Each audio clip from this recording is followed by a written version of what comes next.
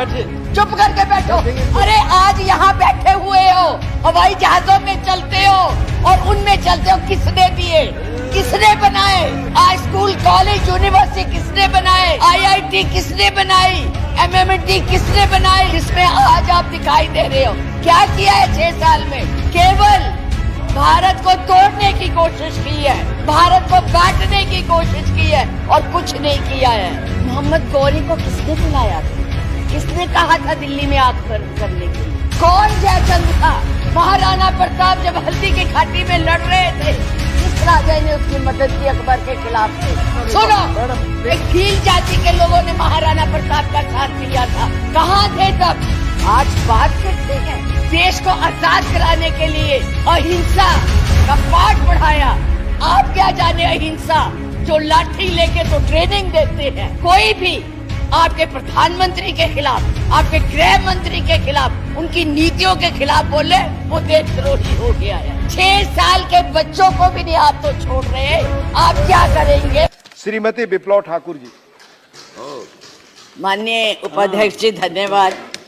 मैं ये राष्ट्रपति के अभिभाषण पर धन्यवाद प्रस्ताव के लिए खड़ी हुई हूँ, पर मुझे समझ नहीं आ रहा कि मैं धन्यवाद किस बात का करूं, कहां से शुरू करूं।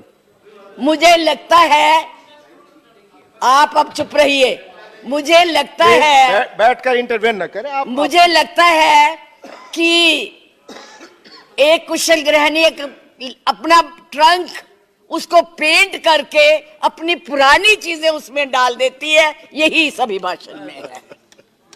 कुछ नया नहीं है, वही उज्ज्वला है, वही दीनदयाल है और वही पे जो है मिशन की बातें हो रही हैं।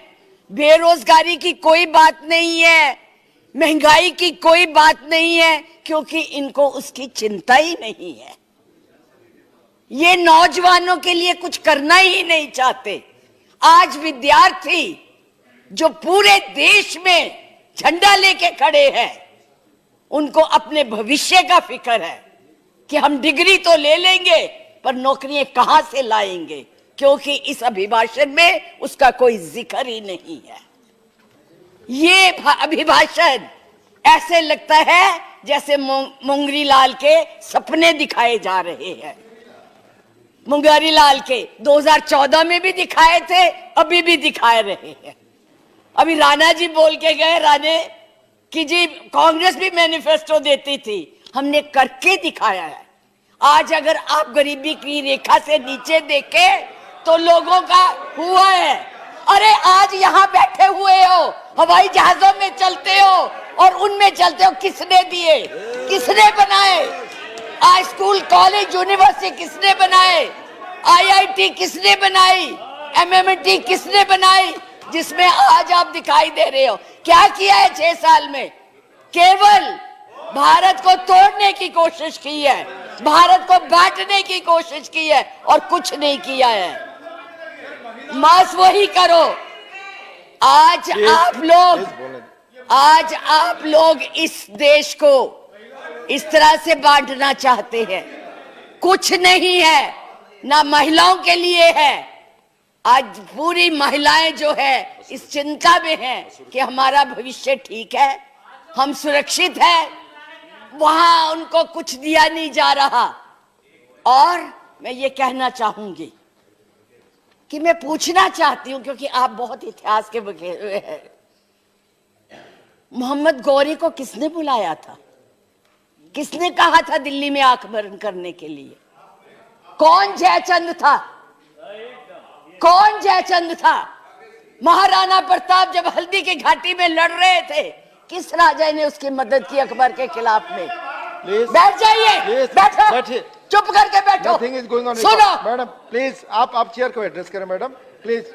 इस तरह की भाषा एक भील जाति के लोगों ने, एक भील जाति के लोगों ने महाराणा प्रताप का साथ दिया था, कहां थे तब? आज बात करते हैं देश को आजाद कराने के लिए अहिंसा का पाठ पढ़ाया।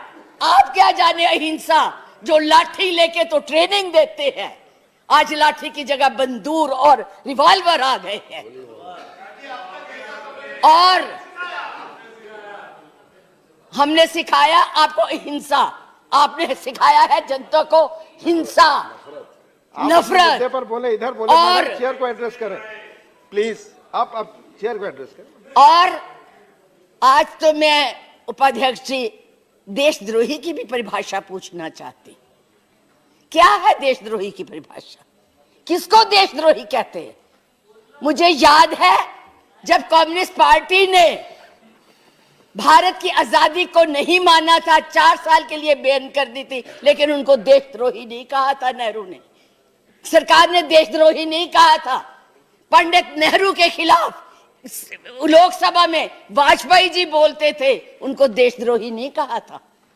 आज कोई भी आपके प्रधानमंत्री के खिलाफ, आपके गृह मंत्री के खिलाफ, उनकी नीतियों के खिलाफ बोले, वो देशद्रोही हो गया है। उनको जेल में डाल दो, उनको पकड़ लो। 6 साल के बच्चों को भी नहीं आप तो छोड़ रहे। आप क्या करेंगे? आपके पास ना तो कोई कार्यक्रम है, ना आपके पास भारत के लिए कोई नया सोच है, कुछ नहीं है। केवल एक सोच है कि कैसे इस देश को तोड़ा जाए। 70 साल में उपाध्यक्ष जी हमने पाकिस्तान का इतना नाम नहीं लिया था जितना ये 6 सालों में ले रहे हैं। हमारी महानायिका ने पाकिस्तान के 2 हिस्से कर दिए थे, बांट दिया था, और ये आज पाकिस्तान के नाम से डरा रहे हैं। और वैसे कहते हम बहुत मजबूत है, हर बात के लिए पाकिस्तान, हर बात के लिए पाकिस्तान। क्यों भाई? क्या है वो? आपका कुछ लगता है? हाँ, जरूर लाहौर में जरूर बिरयानी खाने गए थे, कांग्रेस नहीं खिलाती, बिना बुलाए गए थे। और आज बात करते हैं, किसकी बात करते हैं? मैं ये कहना चाहूंगी कि इस भारत को मत तोड़िए। बड़ी मुश्किल से पटेल नेहरू ने इकट्ठा किया है, आप तोड़ रहे हैं। आप नहीं कहते हैं, आप तोड़ रहे हैं, इसका विभाजन कर रहे हैं, लोगों को बांट रहे हैं। मैडम आप चेयर को एड्रेस करें, आपस में चर्चा ना करें। मैं उनको एड्रेस ही नहीं करती जी, मैं उनको समझती कुछ नहीं हूँ। वो है ही कुछ नहीं, जिनको बोलने की समझ नहीं है, उनसे क्या बात करनी है। मैं तो ये कह रही हूँ कि इस देश को मत बांटिए, इस देश के टुकड़े मत कीजिए, नफरत मत फैलाइए। बहन जी चुप रहिए, अपनी बारी में बोल लेना जो बोलना होगा, अब चुप करके बैठी रहिए प्लीज। अब देश के टुकड़े मत कीजिए। आज जो हम इस स्थिति, आपका इसी सीए ने, आज जो आपका एक ही देश था, पाकिस्तान आपसे नाराज, चाइना आपको कुछ नहीं समझता, नेपाल भी आपसे खफा हो गया है, और बांग्लादेश था जिसको भी आपने इस सीएए से नाराज कर दिया है। आज वो भी सोच रहे, उसके 4 मंत्रियों ने अपना प्रोग्राम कैंसिल किया। एक उसमें कि इस देश में ऐसी बातें हो रही है, इतना ज्यादा। आप कहते हैं कि यूरोपियन यूनियन को हक नहीं है बोलने का, प्रस्ताव लाने का, तो उनके एमपी क्यों ले आए थे? उनको कश्मीर क्यों ले गए थे? आपने खुद उनको इनवाइट किया है, आपने खुद इसको इंटरनेशनल बनाया है, आपने खुद इनको, दूसरे लोगों को इसके ऊपर दखल देने के लिए बुलाया है। और उन्हें नहीं बुलाया। जब तक हमारी सरकारें थी, किसी की हिम्मत नहीं पड़ती थी हमारे देश की तरफ देख ले। आप लोगों ने किया है ये सब, अपनी करतूतों को छुपाने के लिए उन लोगों की मदद ले रहे हैं। आपके पास कोई प्रोग्राम नहीं है, आपके पास कोई कार्यक्रम नहीं है, केवल एक कर्म है कि गोली से उड़ा दो जी, मार दो जी, खिला दो जी, यही आपकी यही आप करने जा रहे हैं। इसलिए मैं आप लोगों से कहती हूं कि इस देश को मत बांटिए, इस देश की एकता को बनाए रखिए। इस देश में जो भी यहाँ है, आज वो सदियों से रह रहे हैं, अभी नहीं आए हैं। अब पाकिस्तान और बांग्लादेश, अरे भाई वो तो है ही इस्लामिक कंट्रीज, उनके बारे में क्या बोलना है? हम तो सेकुलर, हम तो धर्म को मानते हैं। किस धर्म की बात आप करते हैं? किस राम की बात करते हैं जिसने अपनी मर्यादा को रखने के लिए जनता की बातें सुनी थी? उस जनता की बात सुन के उसने सीता को वनवास भेज दिया, और आप लोग बात तक नहीं करना चाहते। किस राम राज्य की बात करते, किसको पूजते हैं आप? मंदिर बनाइए, जरूर बनाइए, लेकिन उनके आदर्शों को भी मानिए, उनकी बताई हुई बातों को भी मानिए। सिर्फ केवल कहने से बात Madam, नहीं please बनती है, conclude now. ऊंचे ऊंचे भाषण देने से नहीं बात बनती। इसलिए मैं यही कहूंगी कि इस देश को मत बांटिए, एक रहने दीजिए, ये नफरत मत फैलाइए। ये आपके लिए भी और हमारे लिए भी बहुत खतरनाक। धन्यवाद। बहुत बहुत धन्यवाद। धन्यवाद। लाइव टीवी, सच सबसे आगे।